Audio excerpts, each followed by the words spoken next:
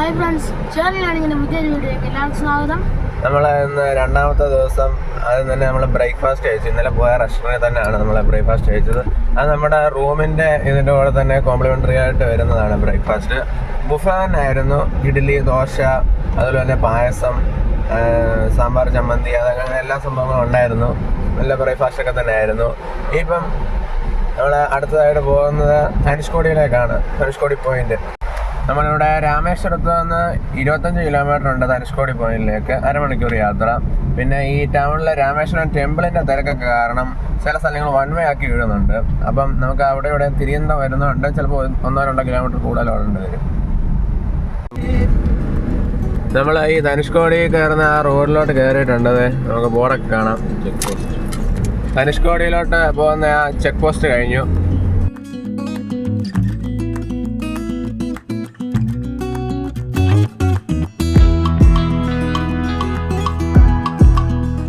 ഇവിടെ ഒരു plastic check post. ആ പ്ലാസ്റ്റിക് ചെക്ക് പോസ്റ്റ് കഴിഞ്ഞതോടുകൂടി 2 ലൈൻ പാത തന്നെയാണ്.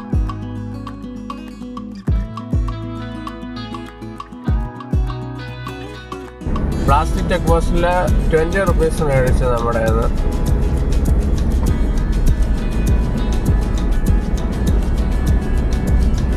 ഇവിടെ നിന്ന് ഇനി ധനുഷ്കോടി വരെ ഒറ്റ സ്ട്രെയിറ്റ് റോഡാ.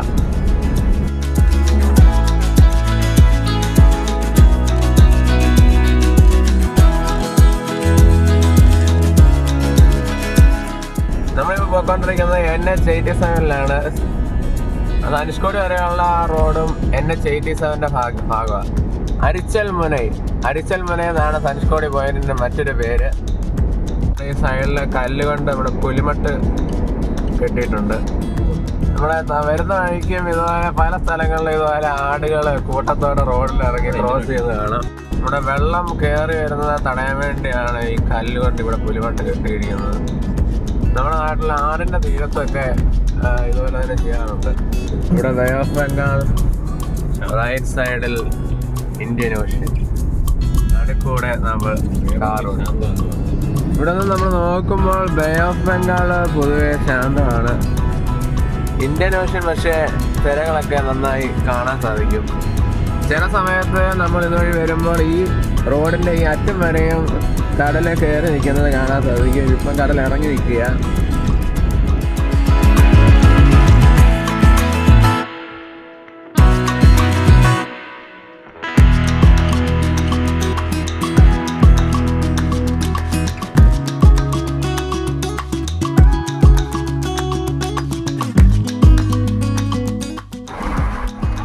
വെളിയിലൊക്കെ നല്ല കാറ്റാണ്. പക്ഷേ കാറ്റുണ്ടെന്നൊക്കെ പറഞ്ഞാലും നല്ല പോലെ വെയിലും ഉണ്ട്. ആ കൂട്ടത്തിൽ തന്നെ നല്ല ചൂടാണ്. ഇവിടെ ഒരു ചെറിയ പള്ളിയാണ്. സൈഡിൽ ബേ ഓഫ് ബംഗാൾ, റൈറ്റ് സൈഡിൽ ഇന്ത്യൻ ഓഷ്യൻ. ഇവിടെ അങ്ങ് ദൂരെ ലൈറ്റ് ഹൗസ് കാണാൻ സാധിക്കും ധനുഷ്കോടിയിലെ.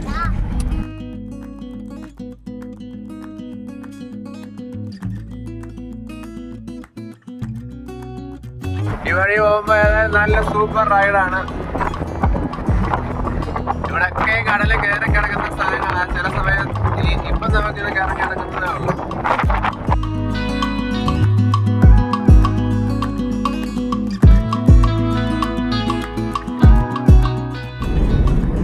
നമ്മളെ ഈ പോകുന്ന വഴിക്ക് സൈഡിൽ മണ്ണിങ്ങനെ കൂന കൂടി കിടക്കുന്നത് കാണാം. ഇത് തിര അടിച്ച് ഇതുപോലെ കൂന കൂടുന്നതാണ്. തിര കൊണ്ടും കാറ്റ് കൊണ്ടും ഇങ്ങനെ പറന്ന് കൂന കൂടുന്നതാണ്. ഈ മണലൊക്കെ കിടക്കുന്ന ഭാഗത്ത് വരെയും വെള്ളം കയറി വരാനുള്ളതാണ് ചില സമയത്ത്. അതിൻ്റെ ലക്ഷണമാണ് ഈ മണൽ ഇങ്ങനെ കൂന കൂടി കിടക്കുന്നത്. അത് ഇതൊക്കെ ഇന്ത്യൻ ഓഷ്യൻ്റെ സൈഡിൽ നല്ലപോലെ തിര അടിക്കുന്നുണ്ട്. പക്ഷെ ബേ ഓഫ് ബംഗാളിൽ അത്രയും തിര വരുന്നില്ല. തിര അടിച്ചും കാറ്റടിച്ചും കൊണ്ട് റോഡിൽ വരെ മണ്ണിൽ കയറി കിടപ്പുണ്ട്.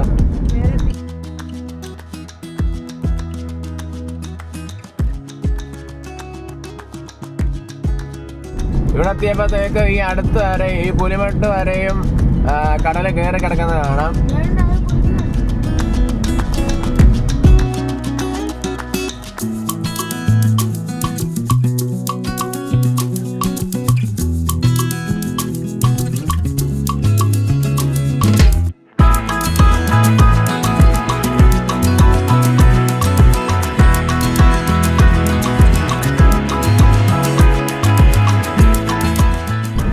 അരിച്ചൽ മുനയിലേക്ക് എത്തിക്കൊണ്ടിരിക്കുകയാണ്. ധനുഷ്കോടി പോയിന്റ്.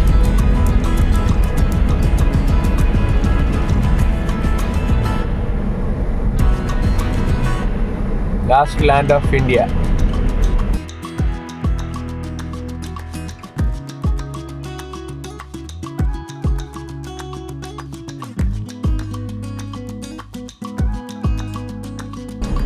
റോഡിലൊക്കെ നല്ല മണലാണ്. ഇന്ത്യയിൽ നിന്ന് തെറിച്ച് നടക്കുന്ന ഒരു കഷ്ണമാരായി ധനുഷ്കോടി ഇരിക്കുന്നത്.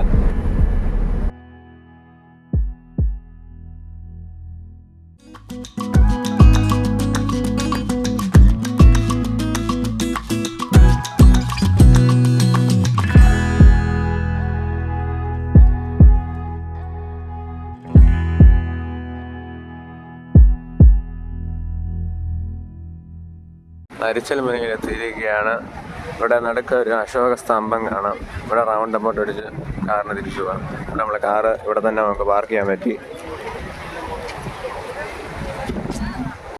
ഇത് സത്യം പറഞ്ഞാൽ ബേ ഓഫ് ബംഗാളാണ്. അപ്പുറ സൈഡിലാണ് ഇന്ത്യൻ ഓഷ്യൻ.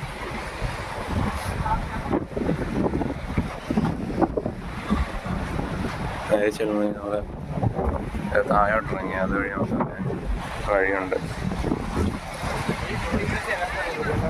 അമ്മയും നെഹമ്മയോടെ ഇരിക്കുക. ഇവിടെ നമ്മൾ ബേ ഓഫ് ബംഗാളാണ് കാണുന്നത്. ഈ ശ്രീലങ്കയ്ക്കും ഇന്ത്യക്കും ഇടയ്ക്ക് കാണുന്നത് ഗൾഫ് ഓഫ് മാന്നാർ എന്നാണ് പറയുന്നത്. നമുക്ക് അപ്പുറ സൈഡിലോട്ടൊന്ന് പോവാം.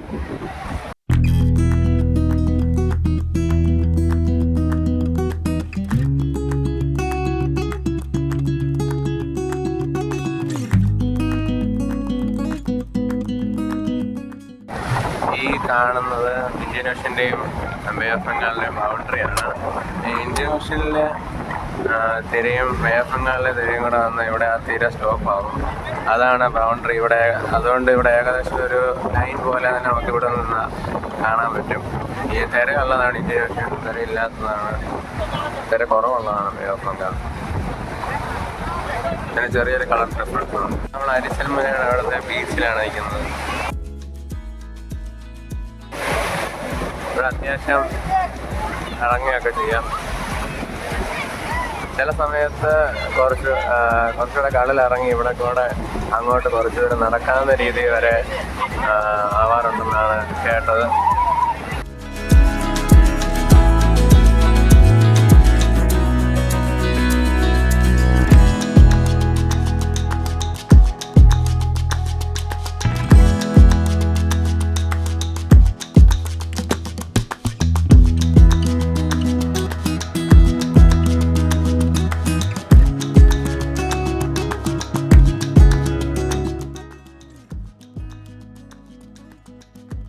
ഈ അരിച്ചൽ മുന ബീച്ചിൽ നിന്ന് ഞങ്ങൾ പോവുകയാണ്.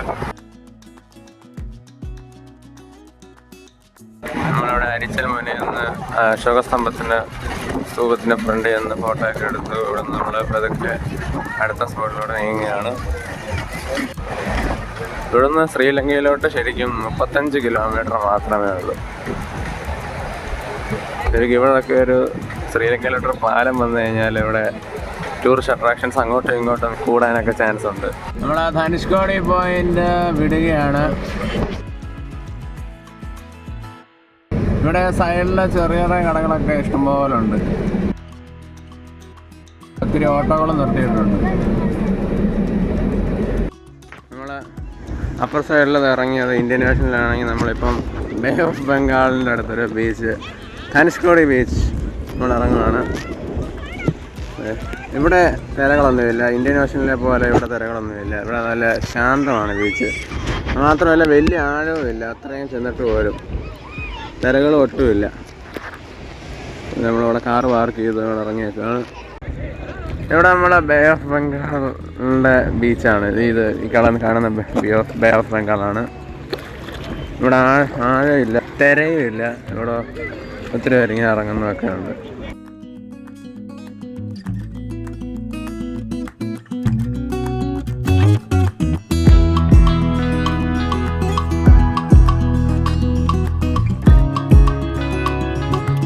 ധനുഷ്കോടി ബീച്ചിലൊക്കെ നമ്മൾ സൂപ്പറായിട്ട് ഇറങ്ങി പിന്നെ അവിടെ നമ്മൾ തിരിച്ചു പോയിക്കൊണ്ടിരിക്കുകയാണ്. ഇവിടെ നമുക്ക് പോകാനേ തോന്നുന്നില്ല, നമ്മൾ വളരെ സ്ലോയിലാണ് പോകുന്നത്.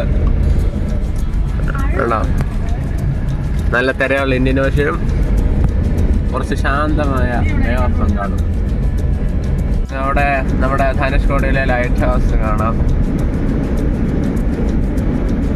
ഇവിടെ എല്ലാം വഴിനീളെ ടെമ്പററി കടകളാണുള്ളത്. ഇവിടെയൊക്കെ പെർമനന്റ് കടകൾ വെച്ച് കഴിഞ്ഞാൽ എത്ര നാൾ നിൽക്കുന്നതും പറയാൻ പറ്റത്തില്ല. കാരണം തിരഞ്ഞെപ്പോഴാണ് കയറി വരുന്നതെന്ന് പറയാൻ പറ്റത്തില്ല. റോഡ് സൈഡിലുള്ള ഒരു കടയിൽ മീൻ ഓർഡർ ചെയ്തിട്ടുണ്ട്. ഇപ്പുറത്ത് കടല ഇവിടെ ആവോലി ഫ്രൈ ചെയ്ത് തരും. 15 മിനിറ്റ് 20 മിനിറ്റ് എന്നാണ് പറഞ്ഞേക്കുന്നത്. ആ സമയം കൊണ്ട് ഫ്രൈ ചെയ്ത് തരും. ഇവിടെ ലൈറ്റ് ഹൗസിൻ്റെ ഫ്രണ്ട് തന്നെ ഉള്ള ഒരു കടയിലാണ്. ഇവിടെ തള്ളത്തിരിക്കുക, മീൻ വെട്ടിക്കൊണ്ടിരിക്കുക. ഇവിടെ തൊണ്ടൊക്കെ വെച്ചിട്ട് സ്റ്റൗ ഒന്നുമല്ല. ഇവിടെ അകത്താണേലും ഇരിക്കാൻ പിന്നെ ഞങ്ങൾ കാറ്റൊക്കെ ആണെന്ന് അതുകൊണ്ട് വെളിയിലോട്ടൊക്കെ ഇരുന്നേ ഉള്ളൂ. ഇവിടെ കണവ, കക്ക, പിന്നെ പല ടൈപ്പ് മീനുകളെല്ലാം ഉണ്ട്. നമ്മൾ പറയുന്നതനുസരിച്ച് അന്നേരം വെട്ടി ഫ്രൈ ചെയ്ത് തരികയാണ്.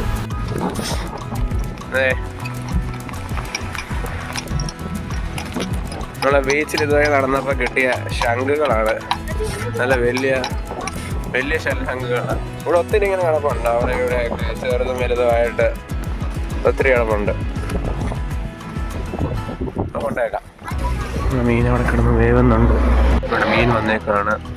ആവോലി ഫ്രൈ കഴിച്ചു തുടങ്ങി. അത്യാവശ്യം ടേസ്റ്റി ആയിട്ടുള്ള മീൻ തന്നെ. നമ്മൾ അവിടെ നിന്ന് ഇറങ്ങി ഇവിടെ ഗോസ്റ്റ് ടൗണിലോട്ട് പോയിക്കൊണ്ടിരിക്കുക. ഇവിടെ അടുത്ത് തന്നെയാണ്. ഇങ്ങോട്ട് കുറച്ചുകൂടെ അടുത്ത് വണ്ടി ഇടാമെന്ന് വിചാരിച്ചു. ഇവിടെ ഇങ്ങനെ വഴിനീളെ ഓരോ കടകളുണ്ട്. ഈ മീൻ പൊരിച്ച് തരുന്ന ഫ്രഷായിട്ട് പൊരിച്ച് തരും. ഇന്ത്യയിലെ തമിഴ്നാട് സംസ്ഥാനത്ത് രാമേശ്വരം എന്ന ദ്വീപിന്റെ തെക്ക് കിഴക്കറ്റത്തായി സ്ഥിതി ചെയ്യുന്ന ഉപേക്ഷിക്കപ്പെട്ട പട്ടണമാണ് ധനുഷ്കോടി. ഇവിടെ നിന്ന് ശ്രീലങ്കയിലെ തലൈമന്നാറിലേക്ക് ഏകദേശം 29 കിലോമീറ്റർ മാത്രമേ ഉള്ളൂ. 1964 രാമേശ്വരത്തുണ്ടായ അതിഭയങ്കരമായ ചുഴലിക്കാറ്റിൽ ഈ നഗരം പൂർണ്ണമായി നശിക്കപ്പെടുകയും ഇന്നും കാര്യമായ ജനവാസമില്ലാത്തൊരു പ്രേത നഗരമായി തുടരുകയും ചെയ്യുന്നു. ഇതിന്റെ കിഴക്ക് ഭാഗത്ത് ബംഗാൾ ഉൾക്കടലും പടിഞ്ഞാറ് ഭാഗത്ത് ഇന്ത്യൻ മഹാസമുദ്രവുമാണ്. 1964 ഡിസംബർ 22-നുണ്ടായ ചുഴലിക്കാറ്റിന്റെ കണക്കുകൂട്ടലുകൾ പ്രകാരം പട്ടണത്തിലുണ്ടായിരുന്ന ഏകദേശം 1800 പേർ മരണമടഞ്ഞു. ഇതിനു പുറമെ രാമേശ്വരത്തോടടുത്തുകൊണ്ടിരുന്ന പാസഞ്ചർ ട്രെയിനിലെ 115 യാത്രക്കാർ ഒലിച്ചു പോവുകയും ചെയ്തു. അങ്ങനെ മുഴുവനായി ഉപേക്ഷിക്കപ്പെട്ട ധനുഷ്കോടി ജീവിതയോഗ്യമല്ലാത്തതിനാൽ തമിഴ്നാട് സർക്കാർ ഇതിനെ ഗോസ്റ്റ് ടൗണായി പ്രഖ്യാപിച്ചു. പിന്നീട് 2004 സുനാമിയുടെ കാലത്ത് കടൽ 500 മീറ്ററോളം പിൻവലിയുകയും സമുദ്രത്തിൽ ആണ്ടുപോയ പഴയ പട്ടണത്തിന്റെ ഭാഗങ്ങൾ ഏതാനും സമയത്തേക്ക് വെളിവാകുകയും ചെയ്തു. മണ്ഡപത്തെയും ധനുഷ്കോടിയും ബന്ധിപ്പിക്കുന്ന ഒരു മീറ്റർ ഗേജ് റെയിൽവേ പണ്ട് നിലനിന്നിരുന്നു. എന്നാൽ 1964 ചുഴലിക്കാറ്റിൽ ആ പാത തകർക്കപ്പെട്ടു. ഇതിനു പുറമെ ഇർവിൻ, ഗോഷൻ എന്നീ 2 ചെറിയ പാസഞ്ചർ ഫെറി ബോട്ടുകളും ആ കാലത്ത് ധനുഷ്കോടിയിൽ നിന്ന് തലൈമന്നാറിലേക്ക് ഉണ്ടായിരുന്നു. ധനുഷിന്റെ അറ്റം എന്നാണ് ധനുഷ്കോടി എന്ന വാക്കിന്റെ അർത്ഥം. ഹിന്ദു ഇതിഹാസ പ്രകാരം സീതാദേവിയെ വീണ്ടെടുക്കാൻ ശ്രീരാമൻ ലങ്കയിൽ നിന്ന് സേതുബന്ധനം നടത്തുമ്പോൾ പണി തുടങ്ങാൻ തന്റെ ധനുഷ് കൊണ്ട് അടയാളപ്പെടുത്തിയിരുന്നത് ധനുഷ്കോടിയുടെ തെക്കേ അറ്റമായിരുന്നു. യുദ്ധം കഴിഞ്ഞ് ലങ്കയിൽ നിന്ന് രാക്ഷസന്മാർ തിരികെ ഭാരതത്തിലേക്ക് കടക്കാതിരിക്കാൻ വേണ്ടി ശ്രീരാമൻ തന്റെ ധനുഷിന്റെ അറ്റം കൊണ്ട് ലങ്കയും ഭാരതവുമായി ബന്ധിപ്പിക്കുന്ന സേതുവിന്റെ ഒരറ്റം മുറിച്ചു കളഞ്ഞു എന്നാണ് ഐതിഹ്യം. ശ്രീരാമൻ നിർമ്മിച്ച രാമസേതു എന്ന് വിശ്വസിക്കപ്പെടുന്ന ഏകദേശം 18 കിലോമീറ്റർ നീളത്തിൽ ശ്രീലങ്കയോളം എത്തുന്ന പാറക്കെട്ടുകൾ ഇന്നും ധനുഷ്കോടിയിൽ നിലകൊള്ളുന്നു. സേതു എന്ന വാക്കിന് സംസ്കൃതത്തിൽ പാലം എന്നാണ് അർത്ഥം. അങ്ങനെ ധനുഷ്കോടിക്ക് ഹിന്ദു വിശ്വാസപ്രകാരവും വളരെ പ്രാധാന്യമുണ്ട്. ആദം ഈ പാലത്തിലൂടെ സിലോണിലുള്ള ആദാമിന്റെ കൊടുമുടിയിലേക്ക് പോയി എന്നും മുസ്ലിം വിശ്വാസമനുസരിച്ച് മറ്റൊരു ഐതിഹ്യമുണ്ട്. അതിനാൽ തന്നെ രാമസേതുവിന് ആഡംസ് ബ്രിഡ്ജ് എന്നും പേരുണ്ട്.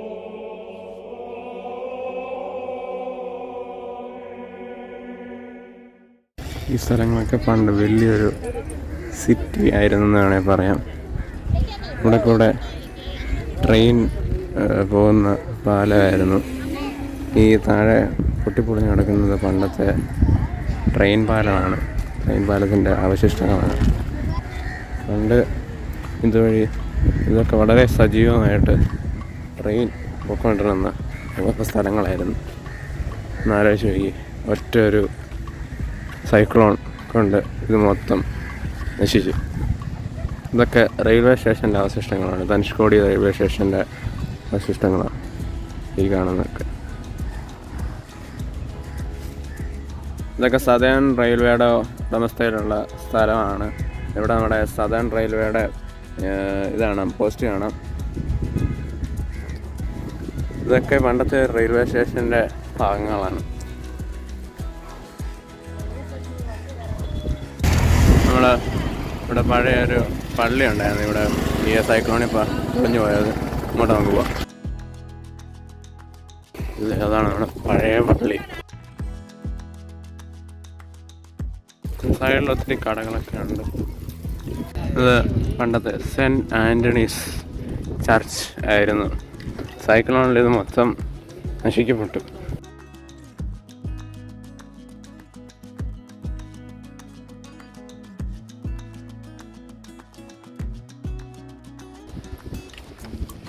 ഇതുവഴി കയറാം.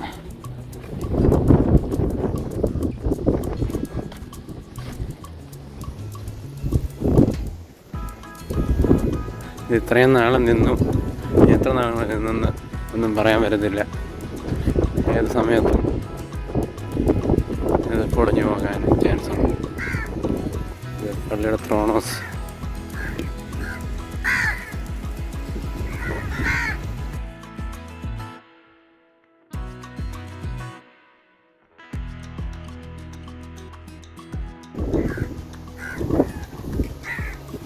ഒത്തിരി വലിയ ഒന്നല്ല, ചെറിയൊരു പള്ളി.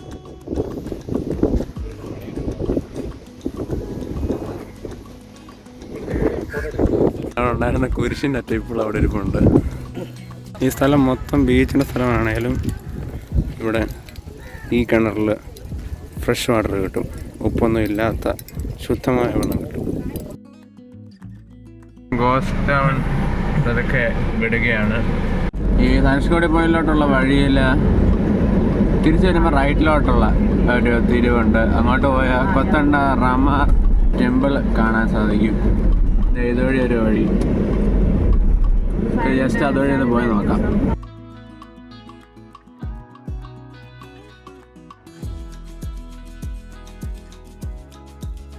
ഇവിടാണ് ആ ടെമ്പിള്.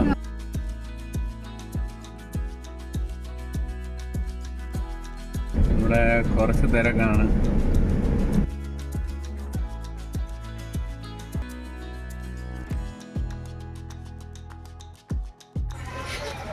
ഇവിടെ ഹൗസ് ഓഫ് കലാമിലേക്ക് വന്നേക്കാണ്. ഇവിടാണ് പണ്ട് അബ്ദുൽ കലാം താമസിച്ചിരുന്നത്. ഇതിപ്പോൾ ഒരു മ്യൂസിയം പോലെ ആക്കി വെച്ചേക്കുകയാണ്. ഹൗസ് ഓഫ് കലാമിന് നല്ല സ്പേഷ്യസ് ആയിട്ടുള്ള പാർക്കിംഗ് സ്പേസ് ഉണ്ട്. നമുക്ക് നമ്മളിവിടെ കാറ് പാർക്ക് ചെയ്തു. ഇവിടെ ഇത്രയും കാറുകളൊക്കെ നല്ലൊരു സ്പേഷ്യസ് ആയിട്ടുള്ളൊരു പാർക്കിംഗ് ഉണ്ട്. പിന്നെ അതിൻ്റെ അകത്ത് കയറി കഴിഞ്ഞാൽ വീഡിയോസൊന്നും എടുക്കാൻ സമ്മതിക്കത്തില്ല. അതേ ഉള്ളായിരുന്നു ഒരു പ്രശ്നം. ഞങ്ങൾ വീഡിയോ എടുത്തപ്പോൾ തന്നെ അവർ തടഞ്ഞായിരുന്നു. അതുകൊണ്ടാണ് ബാക്കി വീഡിയോസൊന്നും എടുക്കാഞ്ഞത്. പിന്നെ ഇത് അബ്ദുൽ കലാം താമസിച്ചുകൊണ്ടിരുന്ന സ്ഥലമായിരുന്നു. ഇനിയിപ്പം കലാം മെമ്മോറിയലായിട്ട് വേറെ ഒരു സ്ഥലങ്ങളുണ്ട്, അവിടെ നമുക്ക് പോവാം. APJ Abdul Kalam memorial house. APJ Abdul Kalam memorial ഹൗസിലെത്തിയിരിക്കുകയാണ്.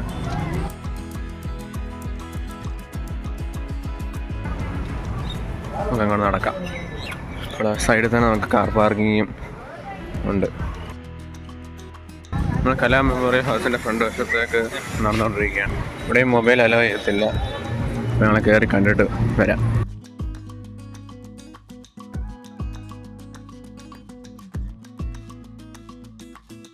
ഇപ്പം നമ്മൾ അബ്ദുൽ കലാം മെമ്മോറിയൽ ഹൗസിൽ നിന്ന് ഇറങ്ങിയിരിക്കുകയാണ്. ഇപ്പം നമ്മൾ അവിടെ ടോട്ടലി ഫ്രീ ആണ്. ഹൗസ് ഓഫ് കലാം, അബ്ദുൽ കലാം എല്ലാം. ഇതിപ്പം dodo island exotic bird park എന്ന് പറയുന്ന സ്ഥലത്താണ്. ഇവിടെ നമുക്ക് 100 രൂപയാണ് എൻട്രി ഫീസ് ഒരാൾക്ക്. 3 ഫീറ്റിനതായിട്ടുള്ള ആൾക്ക് ഇത് വേണ്ട, ടിക്കറ്റ് വേണ്ട.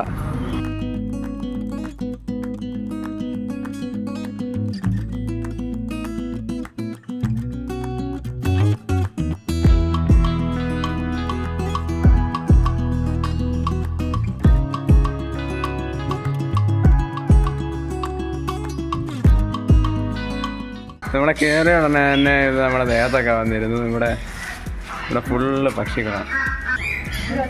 ആഹാരം കൈവച്ച് കഴിഞ്ഞാൽ ഒരു ഇവിടെ നമ്മുടെ ഇഗ്വാന ഇരിക്കുന്നതാണ്. ഇവിടെ ഇങ്ങനെ പല ടൈപ്പ് ഓരോ പക്ഷികൾ ഇവിടെ അകത്തുമുണ്ട്, ഇവിടെ പുറത്തുമുണ്ട്. യെല്ലോ കളറിൽ കീരി.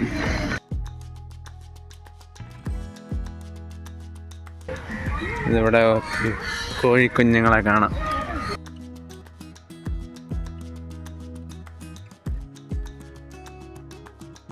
നമ്മുടെ 2 ഓസ്ട്രിച്ചുകൾ ഇരിപ്പുണ്ട്.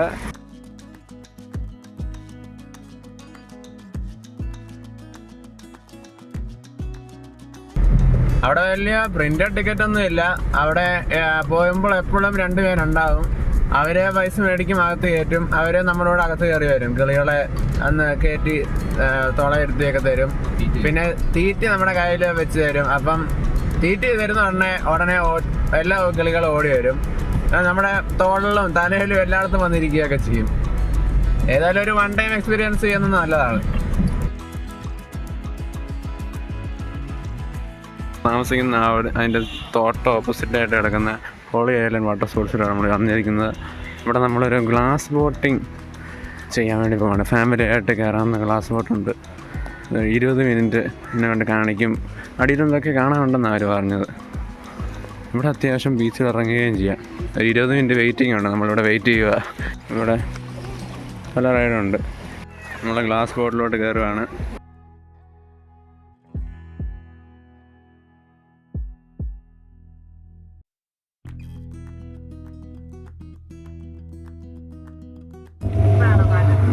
നമ്മൾ തിരിച്ചിട്ട് ഇത്രയും കടന്ന് അവിടെ തറ കാണാൻ പറ്റും. പക്ഷെ ഇവിടെ ഒന്നുമില്ല.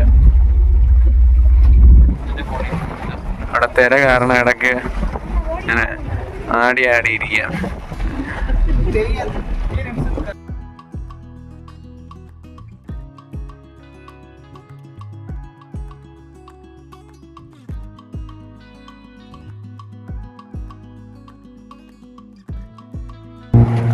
കോറൽസിന്റെ ഫോട്ടോയൊക്കെ എടുത്തു. ക്യാമറയില് കിട്ടത്തില്ല അത്രയും. മാത്രമല്ല ഈ വെള്ളവും ക്ലിയർ അല്ല, കാറ്റൊക്കെ ആയതുകൊണ്ട് ക്ലിയർ അല്ലെന്നാ പറയുന്നത്. നമ്മുടെ കണ്ണോട് നോക്കിയാൽ പോലും ശരിക്കും കാണത്തില്ല.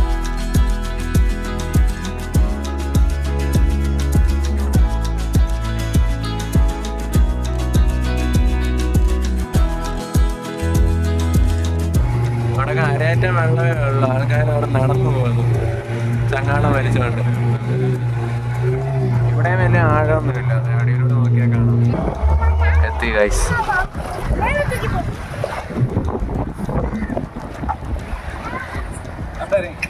എന്നിറങ്ങി ഗൈസ്.